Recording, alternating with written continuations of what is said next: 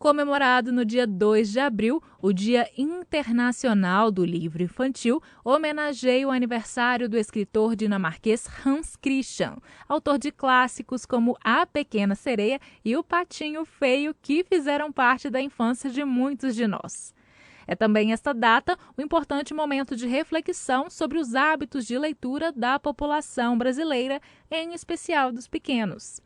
De acordo com o último censo do IBGE, realizado em 2022, o Brasil possui mais de 40 milhões de crianças, pessoas com menos de 14 anos de idade. O valor corresponde a 19,8% de toda a população do Brasil. Em contrapartida, o Brasil é um dos países com piores índices de leitura infantil. Em um ranking que avaliou o desempenho em leitura de alunos do quarto ano em 57 países, o Brasil ficou com 419 pontos, ficando na 52ª posição. Mas, apesar dos números, iniciativas e conquistas no setor educacional literário podem estar transformando os hábitos de leitura das crianças. É o que fez Marcelino Chibil, que no mesmo ano do levantamento, durante a pandemia, escreveu seu primeiro livro. Chibil é mineiro de São Miguel do Anta, mas mora aqui em Ouro Preto e escreveu, durante a pandemia de coronavírus, um livro que fala sobre uma das coisas que o mundo mais sentiu falta durante a quarentena. Não é isso mesmo, Chibil?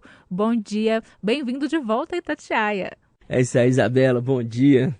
A gente passou por um período muito difícil aí, que foi a pandemia, né? E foi um momento em que todo mundo sentiu falta de dar um abraço, né? E aí, a partir dessa ideia, com o nascimento do meu filho Pedro, né? Que ele ficou 6 meses sem poder visitar os avós. Então, eu escrevi o livro O Abraço, que é a busca do Pedro pelo maior abraço do mundo. Bom, a inspiração vem dessa coisa de abraçar o mundo, né? Começa falando na primeira manhã, depois que a tempestade passou, né? Depois que passou esse tumulto todo que nós vivemos, né? Aí o Pedro acorda e ele sobe no morro mais alto da cidade dele e ele dá um abraço no próprio corpo. E ele queria que a cidade inteira sentisse aquele abraço. E a partir desse momento ele percebe que aquele abraço ainda é pouco. Então ele tem necessidade de abraçar todas as pessoas do estado, todas as pessoas do Brasil, todas as pessoas do mundo. Então é essa busca dele pelo maior abraço do mundo. Você é conhecido aqui na região por contar causos e causos para adultos. Como é que você foi parar nesse universo infantil? Bom, essa transição, ela vai acontecendo meio que aos poucos, assim, né? Porque como eu entrei no mundo da contação de história, e a gente sempre tem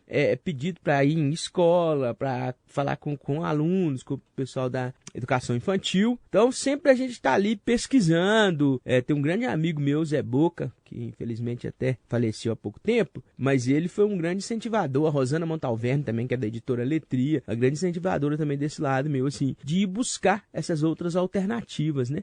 Também da literatura infantil. Mas eu acredito que o boom mesmo, ele vem com o nascimento do Pedro, né? A partir do momento que eu me torno pai, que aí você tá ali com a criança no dia a dia na sua casa, e tem a história também do livro. Aí quando chega o livro, você vai apresentar ele em escola para alunos de diversas idades, né? Você tem relação com essas crianças que te leem, que veem suas histórias, elas vão até você, elas conseguem chegar até você?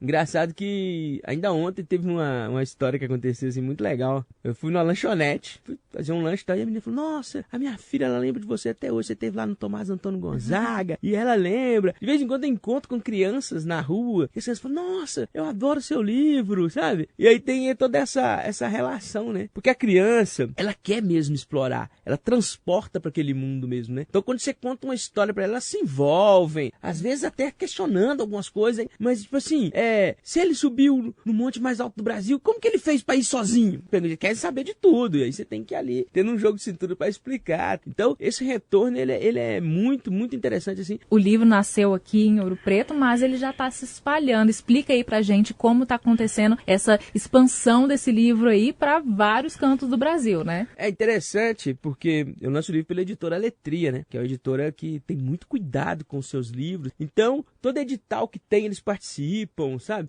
Edital de prefeitura, edital de iniciativa privada, edital de órgãos governamentais. Então, todos os lugares eles estão, assim.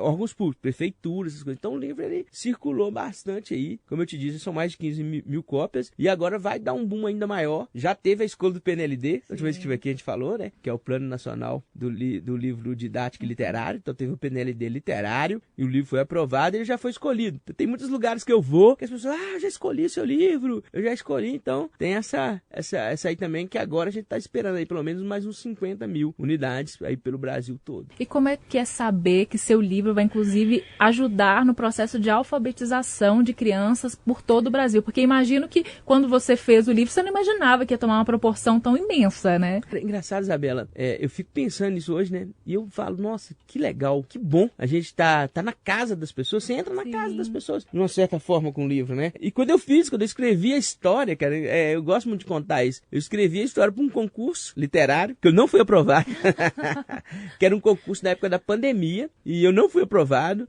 Mas assim que a editora viu, eu falei, não quero saber, vamos fazer o livro. Começou com uma história, eu pedi ela só para corrigir para mim. Você vê uma criança de 2, 3 anos, e que ainda às vezes nem sabe falar, sabe? E você vê, as pessoas mandam vídeo, fala, que livro você quer ler agora à noite? O abaço. Oh, é lindo, é maravilhoso, sabe? Você participar desse processo, sabe? O que isso é participar da formação, né, do leitor, da formação, da alfabetização dos alunos, isso é muito interessante. Obrigada, Chibil. Volte mais vezes aqui na Itatiaia contando mais causos da sua vida aí pra gente. É um prazer estar aqui e sempre bom falar sobre literatura infantil e pensar nisso, viu? A gente precisa regar muito essas crianças, sabe? Regar muito para que deem bons frutos, né? Então você tem que começar aqui desde novinho, com muita literatura, muita história, muita coisa bacana, para que essa criança consiga expandir o seu imaginário, né? Que ela tenha a capacidade de ser uma criança que ela deixa expandir sua imaginação e transformar isso em criação, transformar isso em uma educação mais expansiva para as crianças.